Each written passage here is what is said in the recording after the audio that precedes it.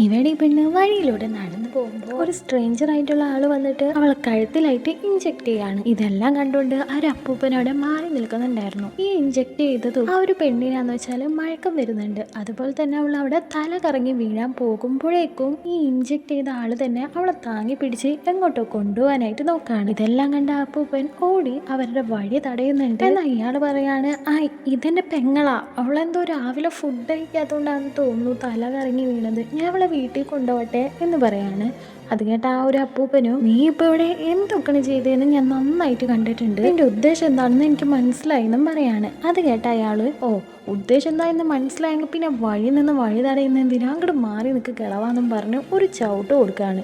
അത് ഇത്തിരി വയസ്സായ അപ്പൂപ്പനായതുകൊണ്ട് തന്നെ അപ്പൂപ്പനെ അയാളോട് ഫൈറ്റ് ചെയ്ത് നിൽക്കാൻ പറ്റില്ല എന്ന് നന്നായിട്ട് അറിയായിരുന്നു. ഇയാളാന്ന് വെച്ചാൽ ആ പെണ്ണിനെ താങ്ങി പിടിച്ച് അവന്റെ കാറിൽ കൈയിരുത്തി കാർ എടുത്ത് പോവാനായിട്ട് നോക്കാണ്. ബുദ്ധി പ്രയോഗിച്ച ആ ഒരു അപ്പൂപ്പനാന്ന് വെച്ചാല് കാറിന്റെ ബാക്കിലായിട്ട് ഒരു തുണി കുത്തി തീടുന്നുണ്ട്. അപ്പോഴാണെങ്കിലോ കാർ സ്റ്റാർട്ട് ആവുന്നില്ല. എന്താണ് സംഭവിച്ചതെന്ന് നോക്കാൻ വേണ്ടിയിട്ട് അയാൾ കാറിൽ നിന്ന് പുറത്തിറങ്ങി ബാക്കിലായിട്ട് വന്ന് നോക്കുന്നുണ്ട്. പിന്നീട് എന്ത് സംഭവിച്ചു എന്ന് അറിയുന്നതിന് മുമ്പ് നിങ്ങൾക്ക് നിങ്ങളുടെ മുത്തശ്ശനെ ഇഷ്ടമാണെങ്കിൽ ഐ ലവ് മൈ ഗ്രാൻഡ് ഫാദറിന് ഒന്ന് കമന്റ് ചെയ്തേക്കണേ. നമുക്ക് ഒരുപാട് ഓർമ്മകളും ഉണ്ടാവൂലേ, അതും ഒന്ന് കമന്റ് ചെയ്തേക്കാം. ഇതിന്റെ ഫുൾ പാർട്ട് കാണാനായിട്ട് താഴെയുള്ള പ്ലേ ബട്ടൺ ഒന്ന് ക്ലിക്ക് ചെയ്താൽ മതി.